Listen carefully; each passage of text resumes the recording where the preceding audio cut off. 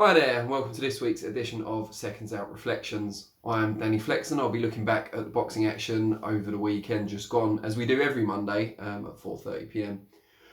No better place to start than in Las Vegas, as Deontay Wilder retained his WBC heavyweight title, I believe for the 10th time. Incredibly long reign now, with a victory over an old foe in Luis Ortiz, who he'd stopped the first time but had given him plenty of trouble. And this time was no different. In fact, Ortiz probably posed more problems to Wilder this time around. He came in fit and strong and with a great game plan, and he virtually outboxed Wilder for most of the first 6 rounds.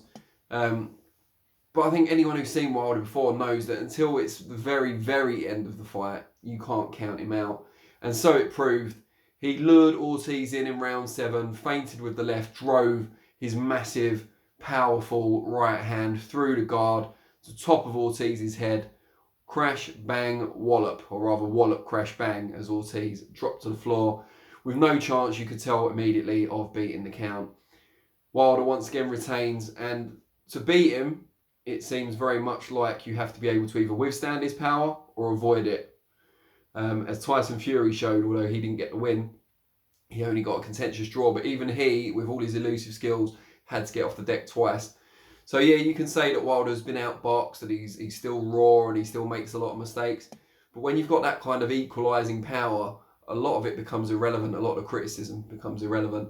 And he now moves on to the projected February the 22nd rematch with Tyson Fury. And that's even bigger, much bigger in fact than the first fight, because we've all seen now what Fury can do. I think there were a lot of doubts going into the first Wilder fight. And Wilder has just carried on knocking people out ever since. And it's a very similar fight to the first one in that it's Fury's skill, fast hands and movement against Wilder's power and patience. And it's just whether Wilder can either catch up to him a bit earlier, make sure he stays down this time, or whether Fury can avoid the shots a bit better and make sure that he throws enough of his own to make sure of the win on the scorecards. I can't wait, honestly.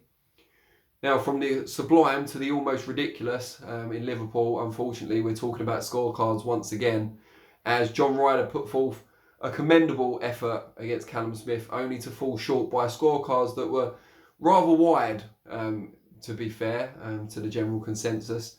It was for the WBA Super Middleweight title that Smith holds.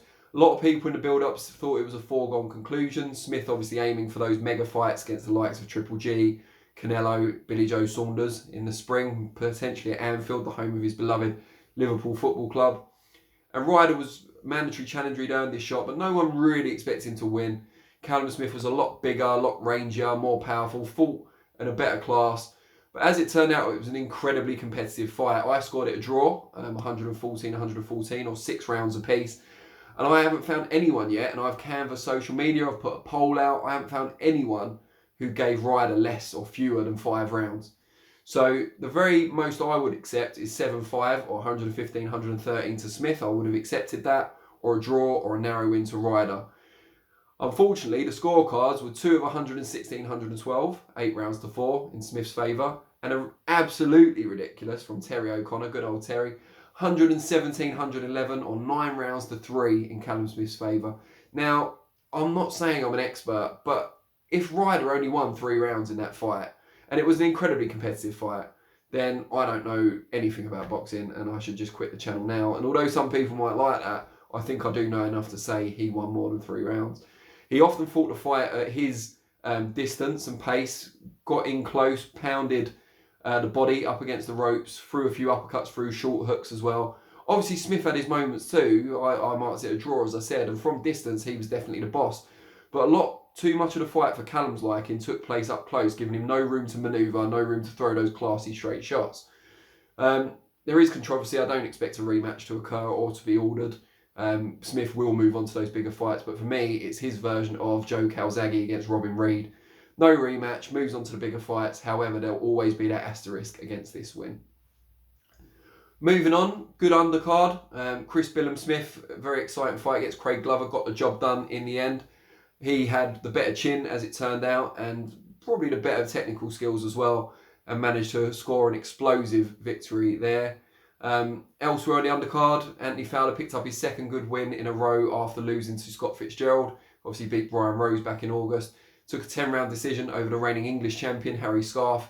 Not spectacular from Fowler, but stuck discipline to a game plan, an intelligent game plan, and got the job done, and he'll now hope for that Fitzgerald rematch in the new year.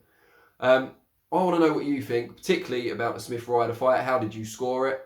But also what you think of Deontay Wilder. Is he just a punch? Is there a bit more nuance to it? And who wins the rematch between him and Tyson Fury? Let me know in the comments below, and I'll respond to some of them. And I'll be back here for ReFLEXions, Monday 4:30 PM next week. And FlexPectations, as long as I don't forget, like last week, it should be on time. Thursday 4:30 PM, we'll be looking ahead to next weekend's action, including Midlands Mayhem, Frank Warren's big Birmingham show. Look forward to seeing you then, and as always, I appreciate your time. Take care.